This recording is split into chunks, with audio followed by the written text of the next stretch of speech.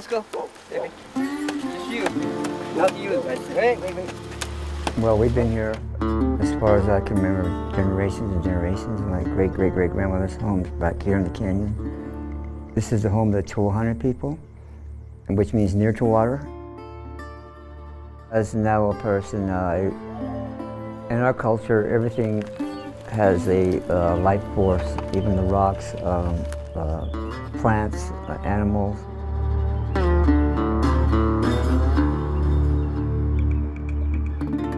Right across the way there, when I first started this, a week after my ceremony, I found this herd and I filmed it. And as I was filming, a rainbow came down from right behind me as I was filming and touched down, and it was like, that was a point where it was very spiritual for me. And I knew I found my calling, you know. Growing up, Ron Jackson watched the wild horses run free around his family home on the Navajo reservation. The Red Rocks are part of the Navajo landscape, and these horses are just as much as a landscape, part of it as a tree is, or the rocks themselves. I feel that when they're gone, it's lonely. It's like something's missing. God, it's cold. To him, the horses embody the untamed spirit of the land. But today, his heart is sick as he watches the herds slowly disappear. Back in February of 2018, I got an email from a person that works within the tribe. That person told me that the tribe was planning a horse hunt. And she couldn't release the information on her own for fear of losing her job. I posted it on our Indigenous Horse Nation Protector Alliance website on Facebook, and within a couple of days it got 4,000 shares. It spread like wildfire. We shut down the Fish and Wildlife website on Thursday. By Monday morning, the president had canceled it, rescinded it. That's in 3 days.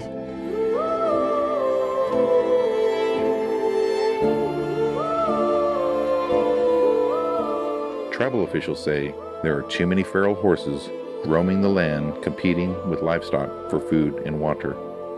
In speaking out, Jackson has found himself aligned against powerful forces within the tribe. Primarily, I would feel it's cattle. People that have a lot of cattle or sheep. There are a lot of cattle people on the tribal council and within the upper administration. There's elk up there. They make a lot of money selling elk permits, I mean like thousands of dollars. So they want the horses gone. To me, the whole tribe is involved in this, and someone's making money from within, and it's a cash cow for them. They were pretty pissed off at not only me, but the group. They were calling us a bunch of horse huggers, tree huggers, and liberals, and that kind of stuff. And saying that they'll go and come out here and shoot them anyway. Well, apparently that happened. Even though the horse hunts have stopped, the herds continue to disappear. Jackson says he has followed unmarked trailers late at night, filled with stolen horses. He fears they are being taken to out-of-state kill buyers.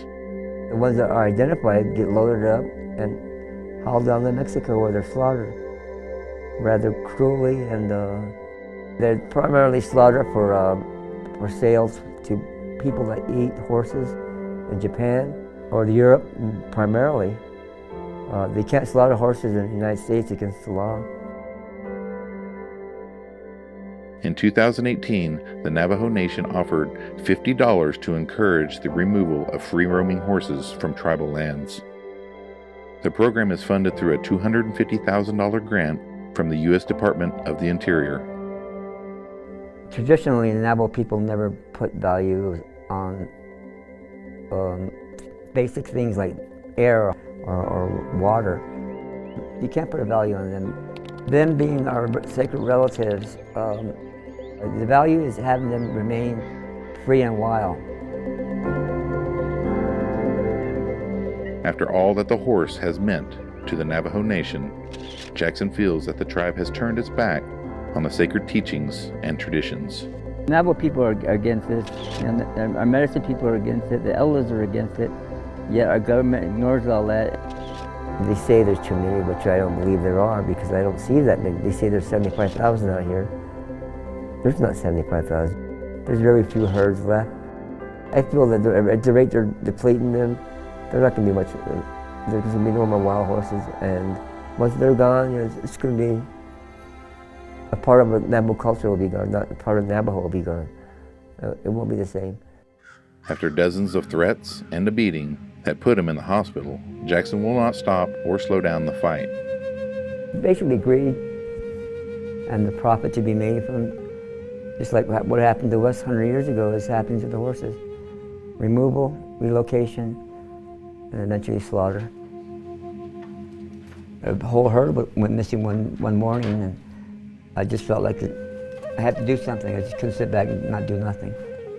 That's why I'm trying to get the horse issue through my art and photography to the outside world and let know what's going on out here on the reservation. Ultimately, Jackson wants to open a wild horse rescue, refuge, or sanctuary, maybe in the Redstone Valley near his home. There's about 15 of them there, and that's really, it makes my heart happy again, you know. Just to see them just grazing there, like it should be, if it was, you know, and it should be. Our grandchildren shouldn't have to look in history books or videotapes to see this kind of freedom that the horses have right now.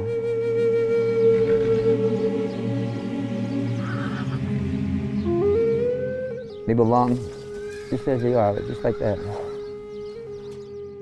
Reporting for Buffalo's Fire on the Navajo Reservation, I'm Charles Kennedy.